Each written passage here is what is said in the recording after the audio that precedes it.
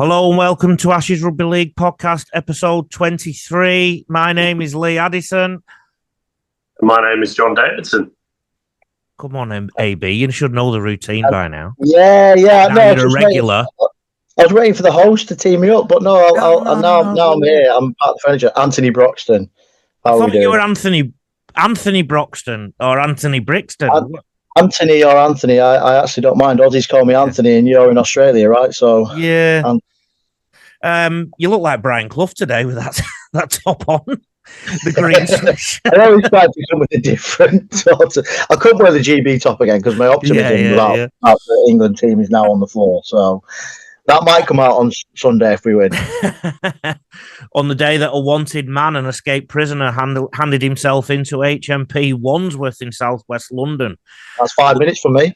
Yeah, okay. Will England's coach or even his opposite number hand themselves in after what is arguably a tough series for both so far? Certainly the word-slinging executioner himself, journalist Johnny Davison, has been ready to hang, draw and quarter the English coach this week, and we will talk about Sean Wane's high treason soon, John. We'll also look at the teams here from the England coach himself, and debate the big issues ahead of the third and final test of the Ashes of 2025. Plus, we'll put some details in of how this pod will continue into the coming weeks, months, and who knows, maybe years, John. Maybe. We shall see. Mind you, if you keep getting me up this early, how can I do my morning jog, my morning yoga, and things like that, and go to my health retreats when I'm continually doing these podcasts with you at ridiculous o'clock? You're not Andrew Johns. Come on. You can do them anytime. That's the beauty of yoga, isn't it? Did you not know? Win the morning, win the day. Apparently. Oh yeah, attack the day. We're attacking it. We're going to attack. If that stands true, then I've never won a day in my life because I ain't no morning person. Let me tell you. We're into the last couple of pods on this Ashes thingy, me Bob, JD. Yeah, a long road is finally coming to the end. But we've got some more stuff coming up, and I pre-recorded something, so listen to this. I want to let you know that myself and John will be continuing with a podcast under probably a different name almost straight away. It might be 1 or 2 weeks gap while we finalise the exact format of it, or we might have it ready straight away. But we want to keep the conversation going about the English game for the Australian listeners and viewers, for the Aussie game for our English listeners and viewers, and of course for everyone else listening all around the world, because this has been a really well-received podcast. Everyone, everywhere else on both to get to know games on both sides of the world. We also have a World Cup next year, so plenty to look forward to.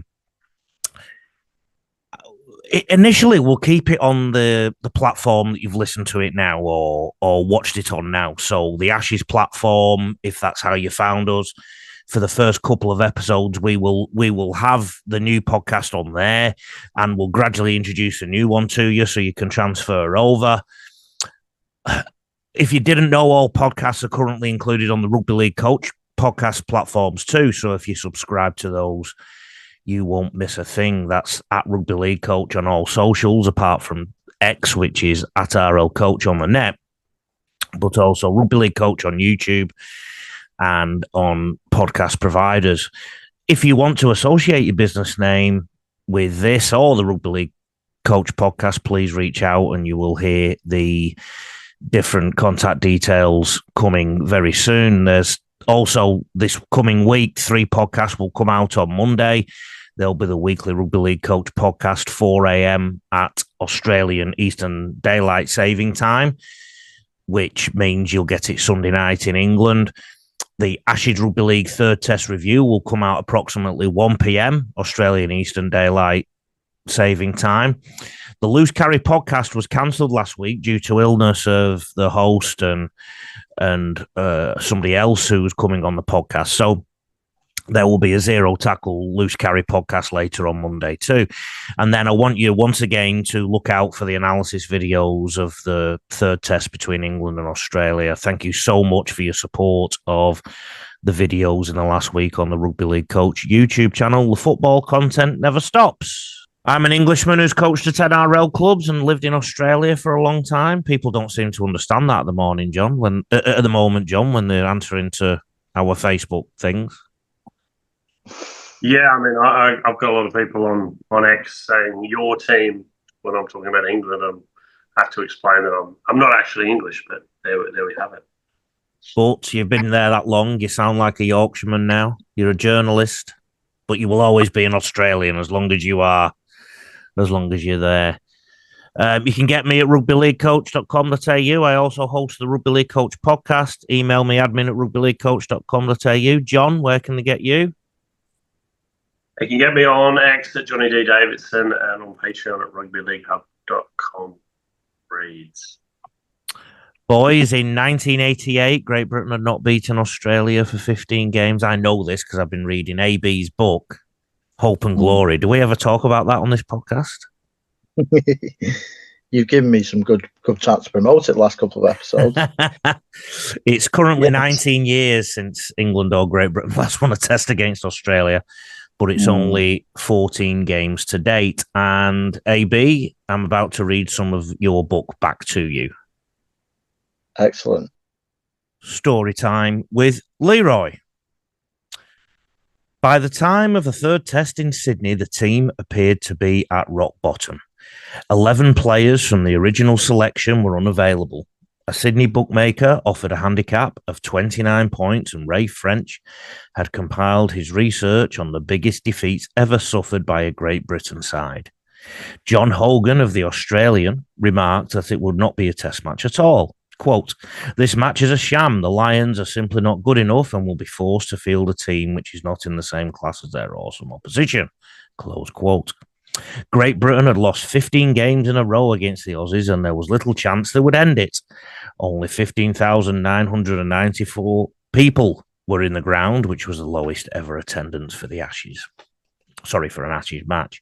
Those tuning into the BBC breakfast coverage of the game found Harry Gratian, an injured Sean Edwards, and Peter Fox tasked with narrating the coverage to the public from the studio. Fox had been the coach the last time Great Britain had beaten Australia in 1978. "Technically, I'd say we have no chance," opened Fox. But over 80 minutes, Great Britain pulled off a miraculous victory that would again thrust the sport into the national consciousness. The image of Henderson Gill racing away for a try and dancing a boogie was topped only by the effort of Mike Gregory, who outran the Australians to seal the victory in the final stages of the match. For those involved in the long slog to turn the game around, it marked a moment of rare triumph in a decade of disappointments against Australia. Sean Edwards admitted that he was disappointed to be watching it from a studio and not playing. "I think it's one of the best days in Great Britain Rugby League history," he said. In the BBC studio, Gratian apologised for milking the victory by repeatedly asking the producers to show the Gill and Gregory tries again. "Why shouldn't we? It doesn't happen very often that we beat the Australians," he said. The morning after, the rugby union journalist Stephen Jones told Sunday Times readers that a long-forgotten team burst back into sporting consciousness. He argued that the victory was a sensation of the year in sport, which had interrupted the depressing sequence of defeats suffered by our national teams in most of the other sports. The pre-match talk about injuries and record defeats had created a narrative that tapped into the British psyche. The Great Britain coach Malcolm Riley put it down to the bulldog spirit in the camp and the desire to win it for their country. "There's nothing more dangerous than an Englishman with his back against the wall," he said. Mythology around Dunkirk spirit and Rorke's Drift inevitably gripped the public imagination. When the BBC 9 o'clock news led with the victory, the image of Henderson Gill was beamed into millions of homes across the country. In the days following the victory, the journalist David Lawrenson found no end for people who wanted to talk to him about the game. At the offices of the Times, he saw people who had never shown an interest in the sport saying, "What a result, isn't this fantastic?" He received a message from a friend who had been out of the country for a few years and was amazed at the British handling skills and support play. "Is all rugby league played like this now?" he was quoted as saying. So the question is, boys, are we going to get the same inspiration now? AB, I'll actually start with you. because it was your book. From 88. I mean, so looking at 88 as I've done today, and you can look on the thread or on Tides of History or put it in the link or whatever you. I think it is different than today. It is a similar amount of time, 14, 15 games, but British Rugby League went on a massive journey in a really short space of time. 1982 to 1988 was one of the most transformative periods in the game's history.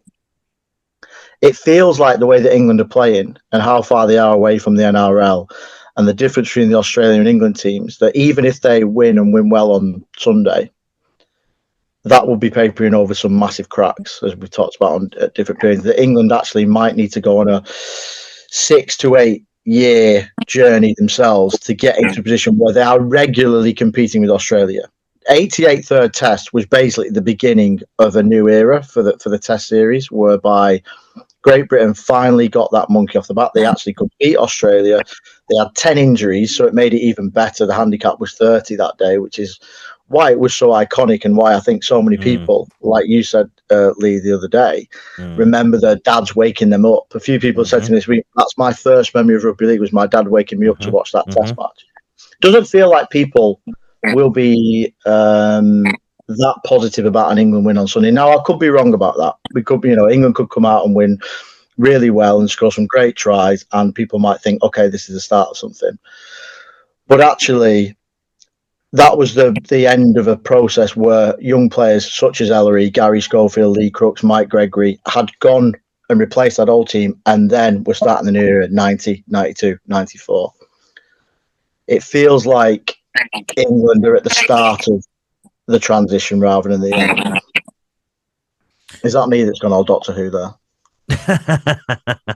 Well, I don't know what you're doing there, John. It sounds like you're either choking to death. Maybe you've hung yourself during this monologue from AB. It's not that bad what he just said. Is there a appetite, John, for change? You're a journalist on the beat in England. Do you think myself and AB have just been talking before you joined us that the RFL will be bothered that they've not won a test so far and lost the Ashes again?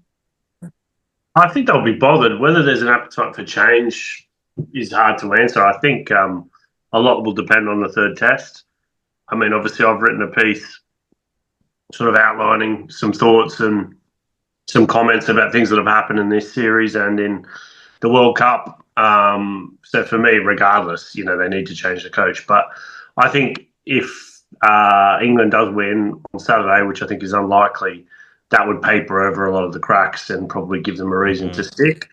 But then again, I think if it's a comprehensive or a big Australian win, then the chances of a change are a lot more likely. Seems to me, just judging by social media, there's sort of a split between a lot of people who want to see Sean Wane go and a lot of people are just like, well, we're crap anyway. The gap's so much, no change. Changing the coach won't matter at all, which to me is absolute nonsense. I mean, there's so many examples in different sports, including rugby league, of changing the coach and having a huge impact. And we can talk, and we have already talked on other podcasts about the gulf between the NRL and Super League. But the national team coach that's not his job. His job is to get 17 players performing.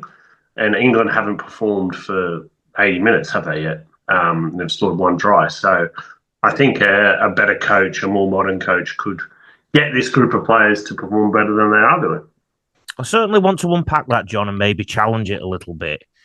We do have the small matter of a test match within 48 hours of this podcast being recorded. And I think, is it fair to say, boys, and I don't care who answers this, a good performance by England will save any conversation about the coach's future? I'm not sure. Because I don't know if Brian Carney's piece was quite good this week, I thought, on Sky Sports, which essentially said, and as you mentioned in the previous pod, Lee, that Sean Wane's had a decent crack at this job now. And it was all building towards the Ashes series. And that he, pitched himself up as someone who could win that.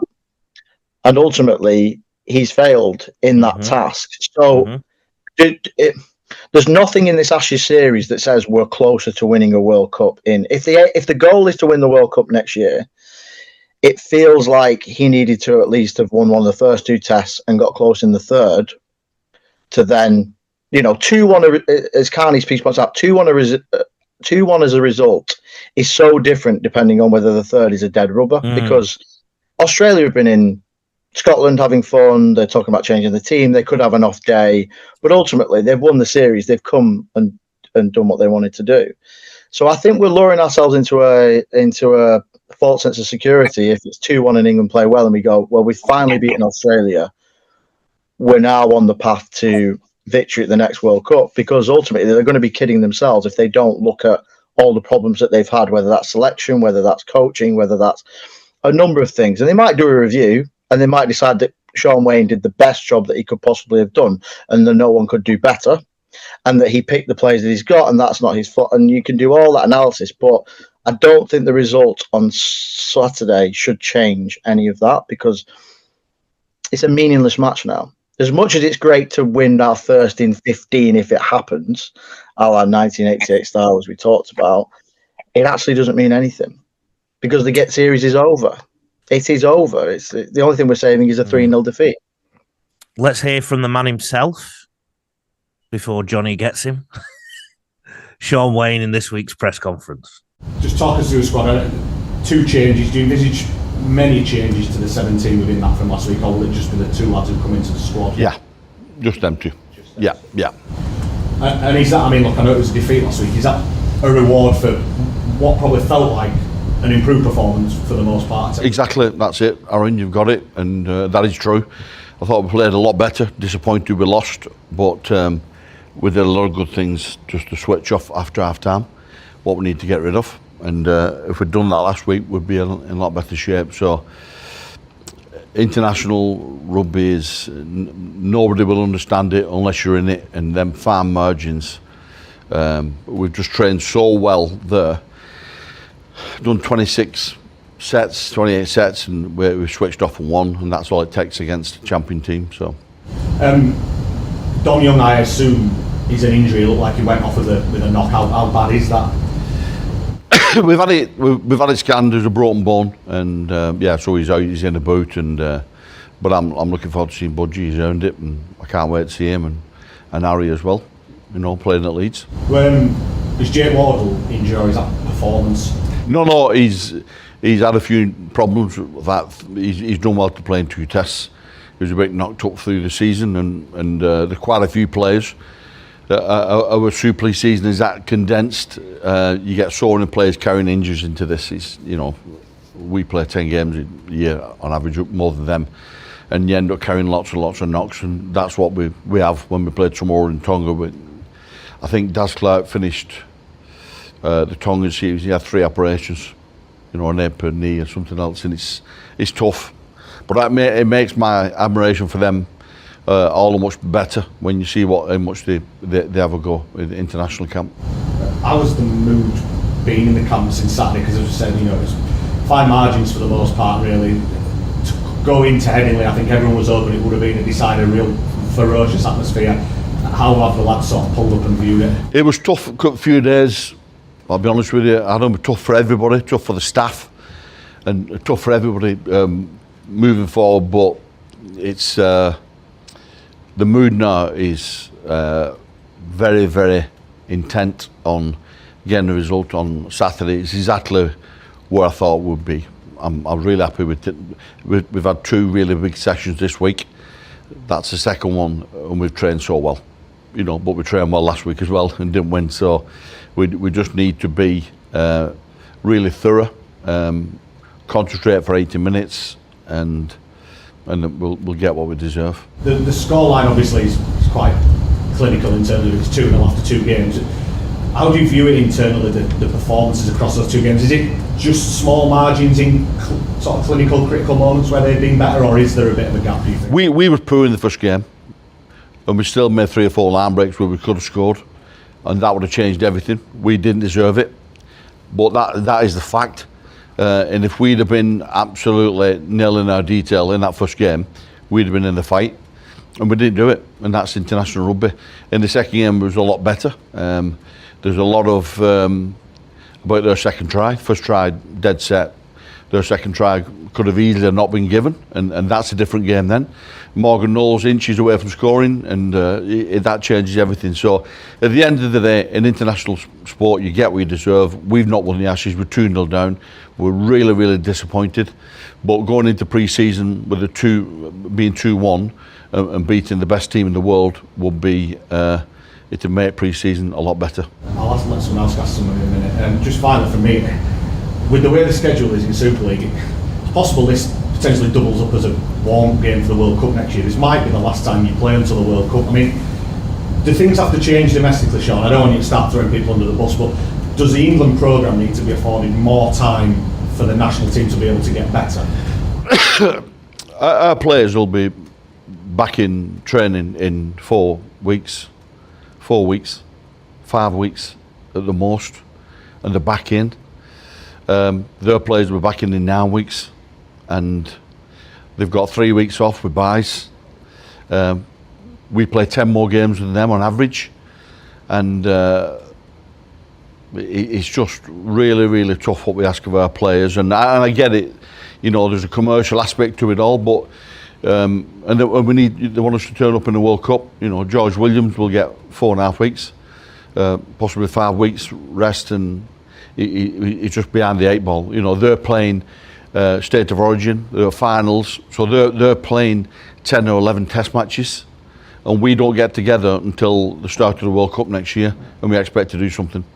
So that, and I'm not moaning about this. That is a fact. Nobody can argue with that. That's the fact, the way it is. And if they want us to get better and improve, then something's going to have to change. Yeah. Do you expect to play a mid-season game next year, or have you already had clarity that there's just no room in the calendar? I've not had nothing yet at the minute. I'd love to get all my players together for an off-feet session. I didn't even have that last year. You know what I mean? So it's been tough, but it makes me admire the players a bit more when you consider what we've had and what we've come up with these last few games, and the level of test matches what we played. You know, we don't play that many. You know, there's Ulster and all and our derbies, but we don't play enough really intense games. So if we want to try to challenge the best team in the world, we're going to have to play more. Simple as. The Ashes series result aside, is there a bit of pride and determination to become the first England team to beat Australia? I think it's 30 years, if I'm not wrong. There's going to be some determination in that. Who did? Yeah. I wouldn't talk about that stat. We're just obsessed about making sure it's not 3-0 this week. We don't want to be the team what lost the Test series 3-0, and there is a lot of pride in it. And then we will talk about stats like that afterwards. But all we're concerned about is making sure these lads are ready for half 2 this Saturday. You mentioned Joe Burgess there. He's been one of the most consistent wingers in the Super League, perhaps his best season yet. And what can you take on here and the chance that he gets on Saturday? Yeah, I mean, Liam Marshall's a good player. But I went for, we need aerial threats. You look at the wingers and how athletic they are. We need people like aerial threats, and that's what Budgie's got. You know, his yardage carries, he's a good finisher, but his aerial threat is something to be reckoned with, and that's why I'm excited to see him play. And just on Michael Lewis, I think 11-12 minutes, do you envisage him having the same sort of minutes this weekend, or do you think he could have a bit of more say in this weekend? I imagine you're going to have more minutes, and there was a lot of talk on bringing him on a lot earlier in the Test match in Game 2, but when you look at what he did, then I won't hesitate this week to get him on earlier. Is there a bit of talk maybe of taking, I don't know, the shackles off them maybe and just tell them to play a bit? The players? Yeah, and in an attacking sense. Yeah, we did. We said exactly that in preview before we went out and trained. You know, we need to have that confrontational attitude in D, but when we get the ball, we've got some talented players. I want us to play. I want us to be free, but I also want to build pressure. You can't turn over the ball to Australia in dangerous field position, and if you do that, then you just can't win a Test match. But we can be a bit more eyes up, open-minded, and play a bit more. Are you glad that Kevin Walters has kept with the same 17 from Wembley? No, I'm not. I'm not. I've seen it. It's a bit irrelevant to me. I thought they'd have made changes, but he has his reasons for doing it, and and we know what we're up against. We're up against 17 absolutely fantastic players, but it just has to mean more towards this week. And just finally on Harry Newman, he's a player that sort of played with his heart on his sleeve. You're looking forward to him getting out there. Yeah, I'm excited. I'm so glad I can, especially Edinley as well. He's a great kid. He's I can't tell you how tough it is to come into a camp and not play and turn up and train and lift the lads. Every time you train, it's hard. It is really, really hard. He's been fantastic. He's a credit to Leeds, and I was really chuffed that I can give him a start this week. Just back on Burgess, it's obviously been 10 years since you last played for England. I mean, it's been a real sign of his what a good season he's had for him to come back into the squad to play for England after a decade. Yeah, it is, and it's a credit to. He's got a new lease of life at Hull here. They've done a great job with him, and I know Budgie has won me World Club challenges, and he's a fantastic player. I'm so happy that I can give him a start, and everybody in our squad's played, so that did mean something to me. Absolutely. You did get in a bit of trouble last year for some of this social media activity. Was that something that ever made you think twice, or have you spoken to him about it at all? No, I like him as a character, personality. We need more of them. He just needs guarding in a certain way, but I don't think we should. Shackle him. I like him showing his personality. He's a good guy, and he has no malice in what he says. So I think we need to encourage it in the right way. That's Adam's job. Thanks, Adam.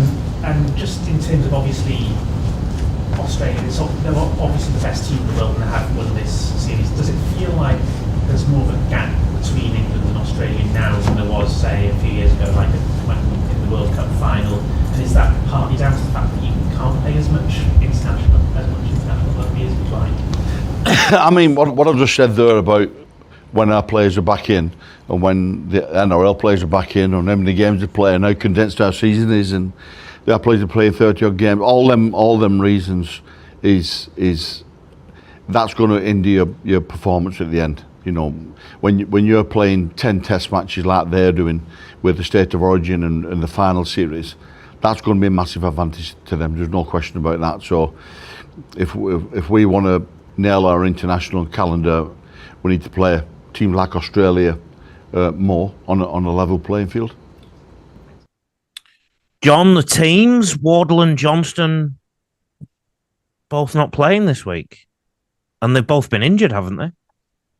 No, it's Young and Wardle. Sorry, Young. Yeah, Young broke his foot in the second test. And Wardle, I mean, I think I said this a few podcasts ago. There was some talk before the series started that he was a bit crocked. And he's been carrying an injury through the series. And Tom Johnston actually confirmed that he's been carrying an injury through this series as well. So you can look at that two ways. You know, players are always injured and carrying injuries. There's probably something in the Australian team. Or you can look at it and say, well, the coach should have picked players who were fit. So, yeah, it's not a great look when you've lost both games fairly comprehensively and you've got been carrying injured players in your team. What does it mean for the side? So, can Newman, can he play right centre? That's a good question. I'm not sure whether the Herbie will play left or right. Yeah, I mean, obviously Joe Burgess is coming in for Dom Young. He's another big body. He's had a good season. He's prone to an error or two. But to be honest, I don't think it will change much from the England point of view. There seems to me the fact that they've only changed Isaiah Yeo for Australia. There's a lot of debate about does he roll? Give everyone a game. It seems to me that Kevin Walters and the team really want to whitewash. And I think if Walters doesn't win 3-0, then there is a chance that he will get the sack. So, Yeah, I've got some Paul Crawley thoughts again in here for us to dissect. yeah. You know, yeah. What a luxury position to be in, only winning 2-1. And Anthony, I what don't did think- you that'll think be- of Kevy's decision not to change the team very much? I thought he would change it to sort of honour or respect to the people who come over and not played. But actually, I agree with John. I think they don't want to end this run that's been going. England haven't beaten Australia since 1995 at Wembley in the World Cup. Why would you want to be part of that Australian side at Headingley, where it's going to be a good atmosphere and give them any sort of opportunity to say, okay, well, we won the series, or if only we'd played better for 10 minutes at Everton, we would have won the series. They don't want to give England any chance of that, and I totally respect that. I think I'd imagine that England would have done the same if they were 2-0 up. They would be looking for that 3-0. I think, but I suppose they could have brought some in, and it probably wouldn't have changed the team that much. But I think it's good for the game that we're getting all the stars at Headingley, because they only come here so often, and if England are going to win, they should do it the hard way. Let's talk about Australia. And John, we might have to get Paul Crawley on this podcast. We've mentioned him so much recently. Under a headline on foxsports.com.au, big name heat is on Kev after bombshell selection call as Kangaroos misfire. It is a debate that must follow the Kangaroos Ashes tour, regardless of the result in this week's third and final test in Leeds. Is it time to reassess the decision not to allow all NRL-aligned coaches the opportunity to at least put their hand up to coach Australia in the wake of Kevin Walters' bombshell team announcement that he would be sticking loyal to the squad that won the first two tests, despite their lacklustre performances so far? There is just no hiding from the fact that the man with the most to lose now is Walters himself. With a decision yet to be made if Walters will be offered an extension to lead Australia at next year's World Cup, the Kangaroos not only need to finish off this series with a win, they need to do it in style. To say the Kangaroos' attack has been underwhelming so far is an understatement. With the likes of Cleary, Munster, Grant and Walsh at their disposal, the Kangaroos have failed to play with anywhere near the spark that was expected of them before the tour. While I'm not pointing the finger solely at the coaching staff, I did think there was more than enough justification to make some changes for this final game, starting with giving Mitchell Moses a shot in the halves and finding room for Ethan Strange in the 17. But there is just no ignoring, by not making changes, it will be the coach and not the players who face the blowtorch if Australia fail to deliver in this final test. The match last week in Liverpool was a fair dinkum snooze fest, while the opening win at Wembley was scratchy at best. At the end of the day, Walters just needs to find a way to get the Aussies into their rhythm in this final game. Australia will have a huge fight on its hands next year, given what we've seen from New Zealand and Samoa in this year's Pacific Championships. He wrote a bit more, but I think there's already enough dynamite in there. So we've got two coaches under a bit of pressure. Is that an indictment on what they think about England then? That actually now, and maybe John get John's thoughts on this, Australia looking at stronger Samoa, New Zealand, and England, they should be battering them, right? So if they're not playing well against this really bad England side in their view, and they could only just beat them and could have potentially lost, what are they going to be like at a home World Cup next year when they've actually got to fire and they've got to? Is that the rationale behind it? Because ordinarily, I don't think historically Australians have minded how well they played when they've come over here, as long as they've won. But that sounds like they're unhappy with how they're performing. Yeah, I think you're spot on. I think that's an indictment of how they see England. I don't think most people in Australia follow Super League or follow it closely. You hear in what you read or podcasts by pundits and journalists and whatever, they don't really know what's going on in the English game. I actually listened to Paul Kent's podcast on the drive home, and he was talking about the TV deal with Sky for Super League being £6 million this year. So he's only about £15.5 million off.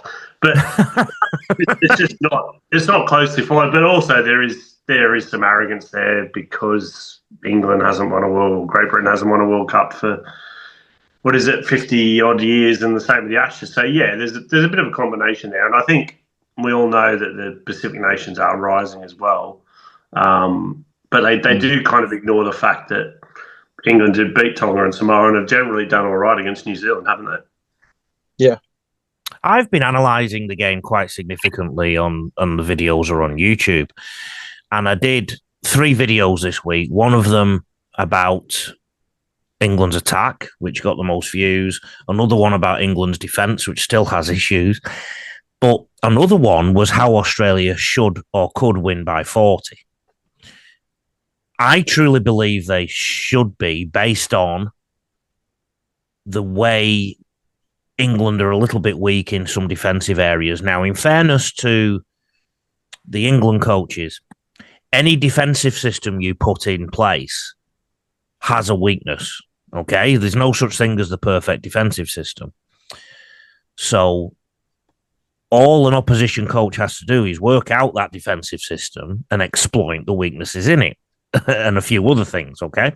So Kevy's team haven't done that. They've just been as clunky in attack as England have. And at times, it looks like they're almost playing exactly the same game plan as England, which is a cookie-cutter approach to football that you see in 98% of cases. The difference in this tournament for me has been the quality of core skill of Australia and their ability to execute at key stages that core skill, but also their game awareness, knowing what they needed at any one time. Because literally, I think both coaches have tactically not necessarily challenged each other that much. And I honestly believe that if Australia picked a higher caliber coach, tactically they would be better. Okay? That said, international football isn't all about tactics. When players go on a tour at the end of a season, they sometimes want a little bit of downtime to enjoy the other things in life on the tour. Kevy, I feel, has got that instinctively, knows that instinctively, and I think that comes across in his coaching. And I think this Australia squad seems pretty happy in that regard. I don't know if other coaches who have such high standards necessarily always get that, especially when they come through the club system, if that makes sense. So I think that's a little bit of analysis there. When it comes to England, you could argue they got one of the best coaches of the last decade in terms of performances in England, in terms of premierships, in terms of trophies. And I think what this series has done is really exposed where English Rugby League thought it was at. And I keep coming back to that comment from George Williams last week about it being a wake-up call. So that brings me back to 82, John, not 88. Yeah, no, I agree with you, Lee. I think it is a bit of a wake-up call. I think there's a lot of people in the game in the UK who want to see, change. They want to see a shake-up, and they think a 3-0 series loss will do that. I think there is a danger that if England scrape a win, then that'll paper over the cracks.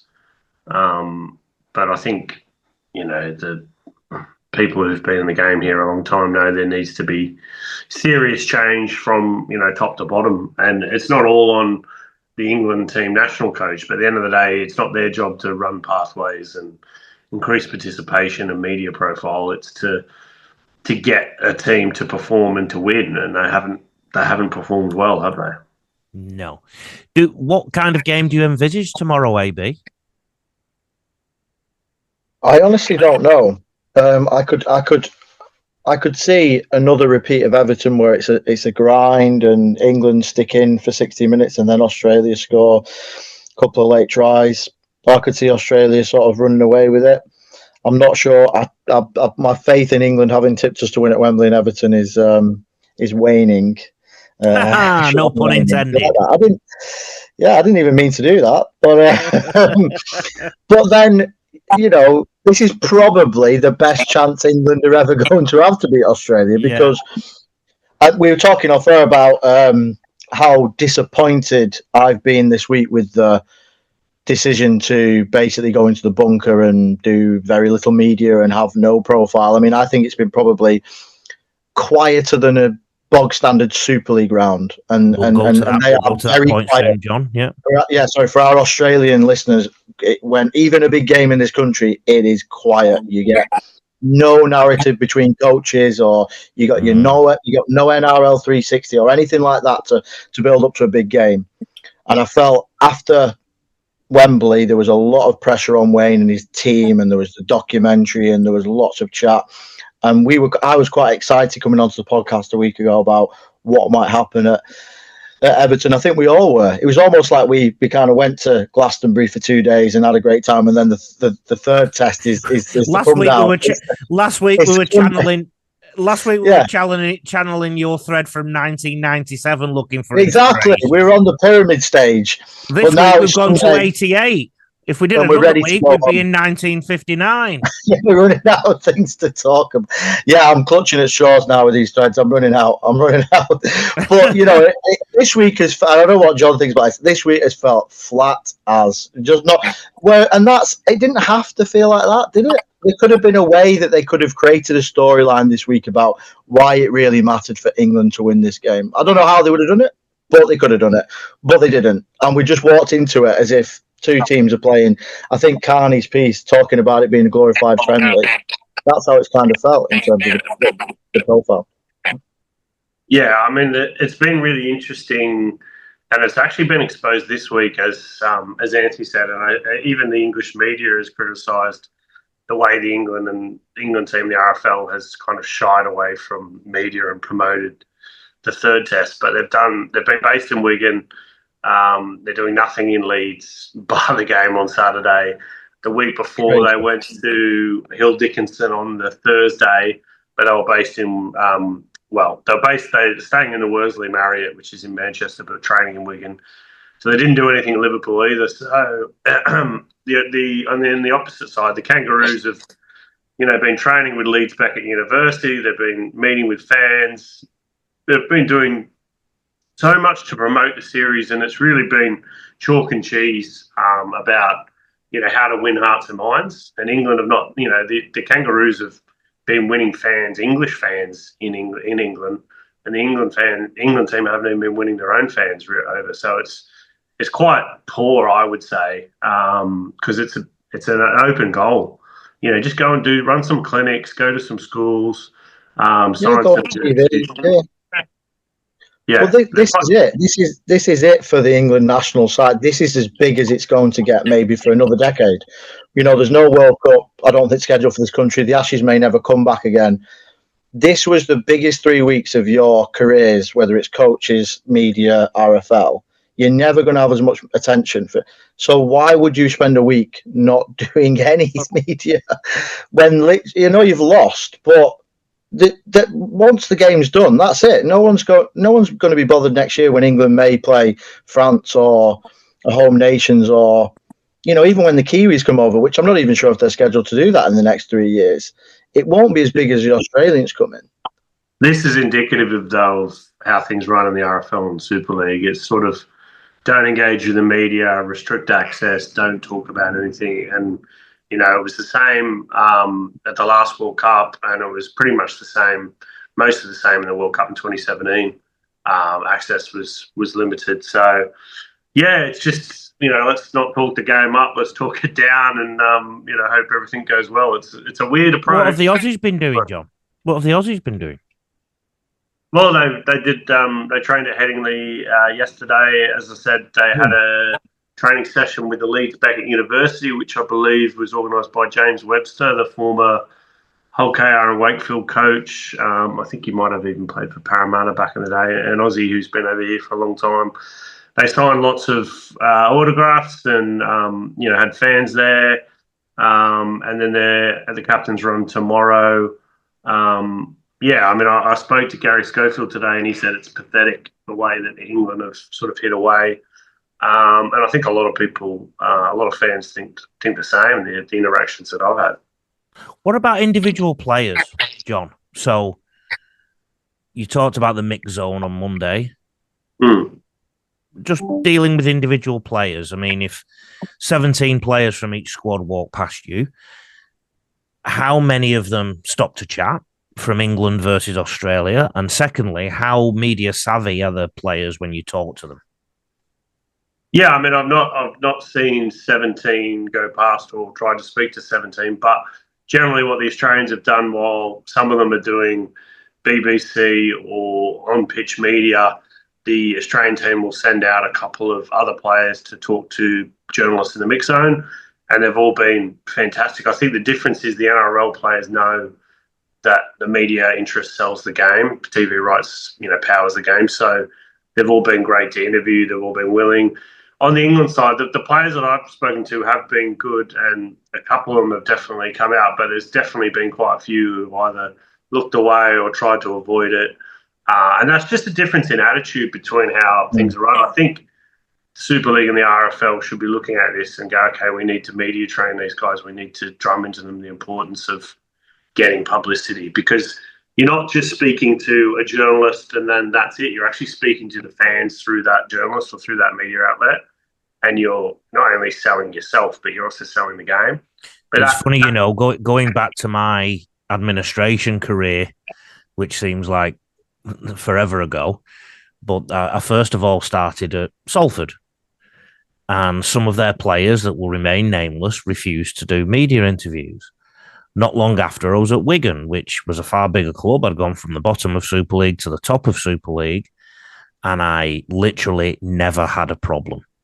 If anything, the only problem I ever had was that Andy Farrell used to get peppered so much that sometimes he had to say no for very fair reasons. Stood him in good stead for his career after. Yeah, so I'm not criticising Faz there. He was always. No, you're not. No, you're not at all. He but the difference, and I noticed that as a 20-something-year-old, and I just thought to myself, well, these are just better people would be too bigger, but they're comfortable in their own skin. They were comfortable at their own skin at Wigan. They knew the bigger picture, and they knew what put butter on their bread. But I think we've had two genuine potential superstars who don't play in Super League, in Dom Young and Herbie Farnworth, who've been both, who we don't know nothing about really as English fans over there, but they play for the country. So I would have loved the profile of Dom Young, his background. I don't know why he went to Australia. I don't know that, and I follow this game so closely. The England documentary, as I said, was the only thing I think they got right, in a sense of it got people talking, and it got people talking about Wane. It got people talking. We found bits out about the players, and that was fascinating insight.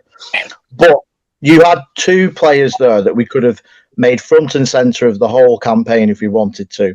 Put them on BBC Breakfast, find a way to insert them into the old print media, find a way to get them onto Rugby Joe, Good Bag Rugby, all the different things that there are for rugby, find a way to get them into the Aussie media.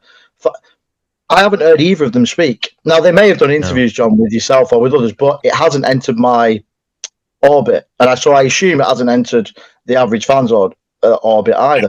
What a wasted opportunity, because those lads might not come back for however long. I'd mention another one, Kai Pearce-Paul. Pearce-Paul, a Londoner.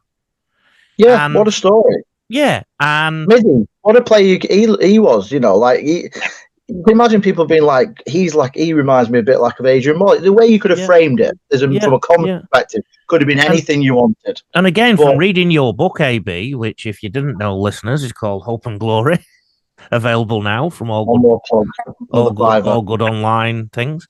Back in the 80s and 90s, somebody like Harry Edgar was instinctive in trying to get people like Ellery Hanley, Martin Offier, and then Jonathan Davis after him, to try and get them front and centre, to try and get them looking stylish. And Andrew Varley was part of that too.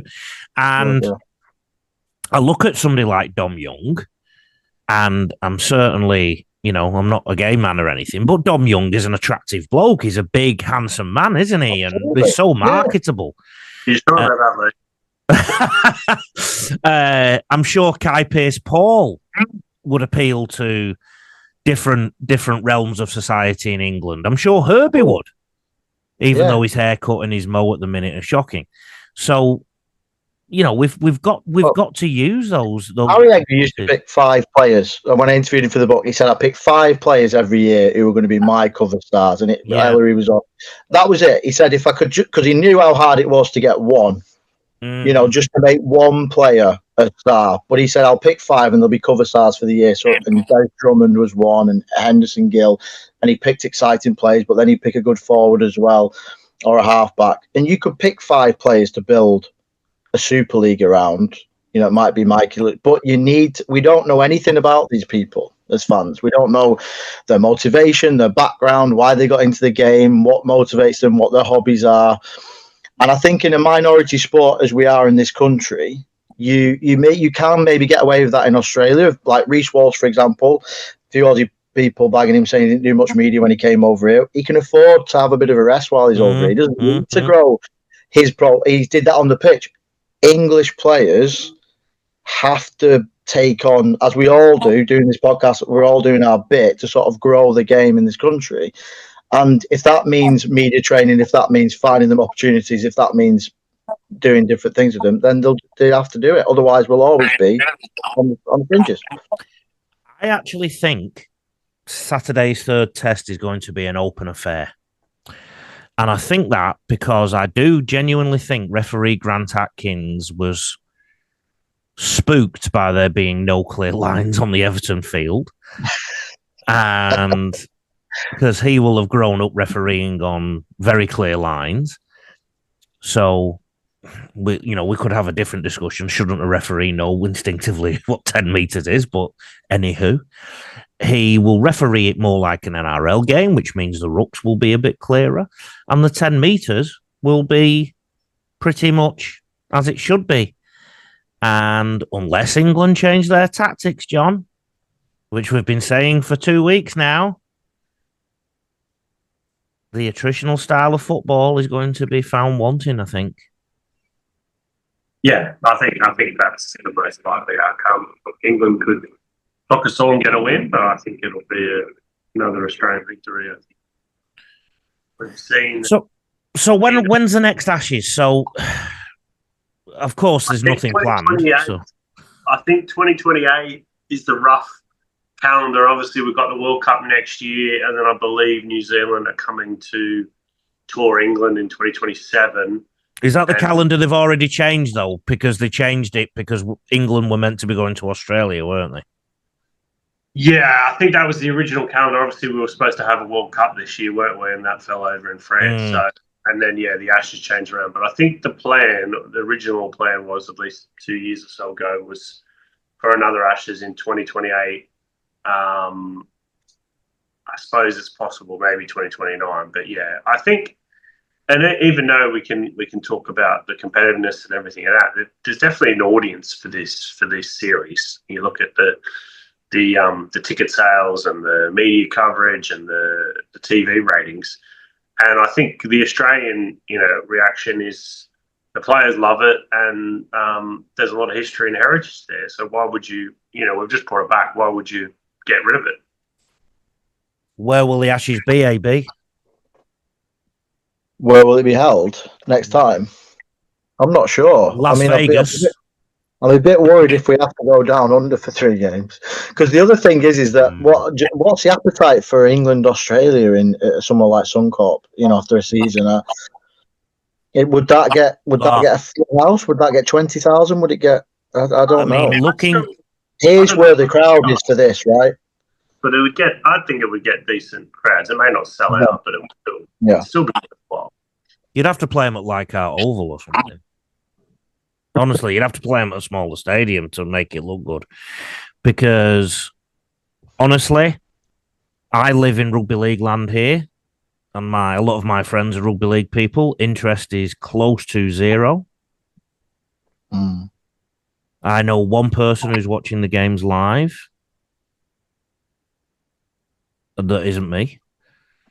And is that based on history as much as well, right? The sort of I think so. I mean, and also my social media platforms. I mean, the abuse that people have been giving up on the social media platforms, if you dare say anything nice about England. And I always think that gives a good, even though social media is not the real world, at least people are honest on social media a lot of the time about how they actually feel, and they tend not to cover too much of their aggressive thoughts sometimes, particularly if they've had a few cans of 4X. So, and the only attitudes are awful to it, and I don't blame them. I don't think. I think England ultimately have to start competing regularly and beating Australia for it to matter again, and that's basically what happened in '88. It was the beginning of the revival, because at that point, lowest Ashes attendance ever, 15,000 at Sydney. You know, it was, no one was interested in that game because they thought the handicap was third. Australia were about to win the 16th game in a row. This series is done. International Rugby League is done. But then Great Britain won a game and they started to, rebuild.